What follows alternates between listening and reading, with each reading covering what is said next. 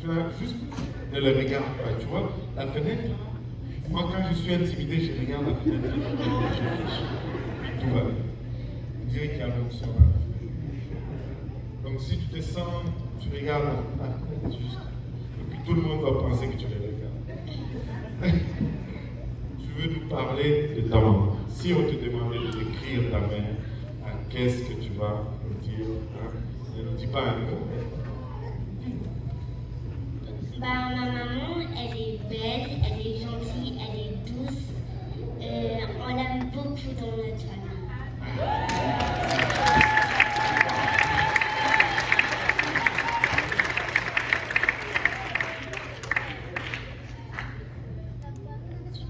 Est-ce que tu veux ajouter autre chose ou tu es correct? Elle est correcte. Bon, est-ce que tu peux me parler de ta maman? Elle est appréciée dans toute la famille. Elle nous fait de la bonne nourriture.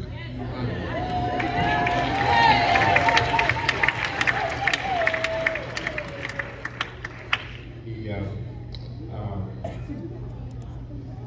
donc la nourriture, que ce soit là. Et autre chose à ajouter? Et elle est très inspirante. Elle est très inspirante. Ah, les gens ne vous voient pas. Donc, juste avancer un peu. Alléluia. Et elle est très inspirante. Alléluia. Et donc, prochainement, quand je dois chercher un message, j'appelle.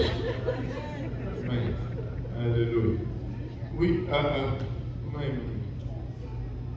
elle-même, elle est maman. Elle va nous parler de sa maman.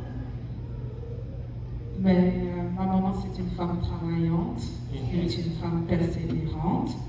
Et il y a beaucoup de choses que maintenant je comprends. Qu'est-ce qu'elle faisait quand je n'étais plus petite?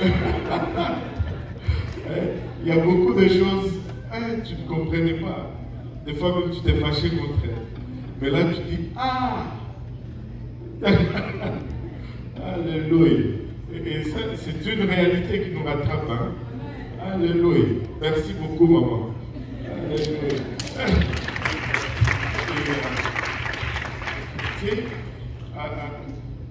Je pourrais faire passer presque tout le monde. Et je pense que le discours va aller dans la même direction. Maintenant, moi aussi, je veux vous parler de ma mère. Alors, et j'ai quelques images, parce qu'elle n'est plus là. Mais je dois d'abord avouer que chaque fête de mère, c'est toujours un pincement dans le cœur. Parce que ma mère, mais même si elle n'est plus, j'ai une mère. Comme ça a été confirmé ici, elle est belle. Alléluia. Et ma mère est née le 22 décembre 1946. Elle est décédée le 10 mars 2015, à l'âge de 69 ans. Mais c'était une femme extraordinaire. Une femme avec un grand cœur. Et une femme qui a tenu la famille dans les moments de tempête. Dans les moments difficiles, elle a été dans la brèche. Elle n'a pas toujours connu Dieu dans sa vie. Mais elle a connu Dieu dans son âge avancé. Lorsqu'elle a découvert qui était le Seigneur, elle a servi de tout son cœur. Et elle a tout laissé à l'autel de la prière. Et je crois avec certitude que l'appel qu'il y a dans ma famille, presque tout le monde sert le Seigneur. Je crois que c'est vraiment le fruit de ces prières. Je me rappelle, la dernière fois que j'ai vu ma mère, c'était en 2015, lorsqu'elle était morte. On est allé pour l'amener à son dernier demeure. Et Avant cela, je l'ai vue en 2013. Elle était déjà avancée en âge. Elle commençait déjà à perdre sa vision à cause du diabète. Mais malgré son âge avancé, laissez-moi vous dire, ma mère était ma mère. Quand elle était là, on ne manquait de rien, on ne cherchait rien. On n'avait pas toujours de l'électricité à la maison, mais laissez-moi vous dire, quand j'allais pour visiter chaque jour, elle allait se lever à 5 heures. Elle allait faire le feu au charbon de bois. Elle allait mettre de l'eau pour chauffer parce que son fils allait se laver à l'eau chaude et non à l'eau froide. Et tu ne te demandais pas qu'est-ce que tu mangeais parce que maman était là. Tu ne te demandais pas où tu allais dormir, comment on allait préparer la chambre parce que maman était là. Et elle avait tout au contrôle. Et une femme pleine de patience. Mon père a eu des enfants hors mariage. Et ma mère a élevé les enfants cérébrales sans jamais faire de distinction. Au point où ces enfants l'ont adopté comme leur mère. Ses frères étaient ses oncles, étaient leurs oncles, je devais dire. Et tu ne pouvais pas venir à la maison et faire la différence. Ça, c'était ma mère, elle s'appelait Mogo Mweu Madeleine. Je pourrais m'étendre longuement sur ma mère. Et en l'observant, j'ai pu déceler les caractéristiques d'une maman. Je peux vous parler aujourd'hui d'une maman parce que j'ai eu une mère. Amen. Et je n'ai pas été à l'école pour étudier les mamans, mais j'ai été élevé par une maman. Et pour moi, c'est la mère parfaite dans l'humanité. Pour Anaël, sa mère parfaite dans l'humanité, elle est là. Pour qui? Sa mère parfaite dans l'humanité, elle est là. Et pour Sœur Emmanuela, oh, la maman parfaite, elle est juste parce que c'est sa mère. Parce que c'est ma mère. Oh, alléluia. J'ai une mère et c'est ma mère.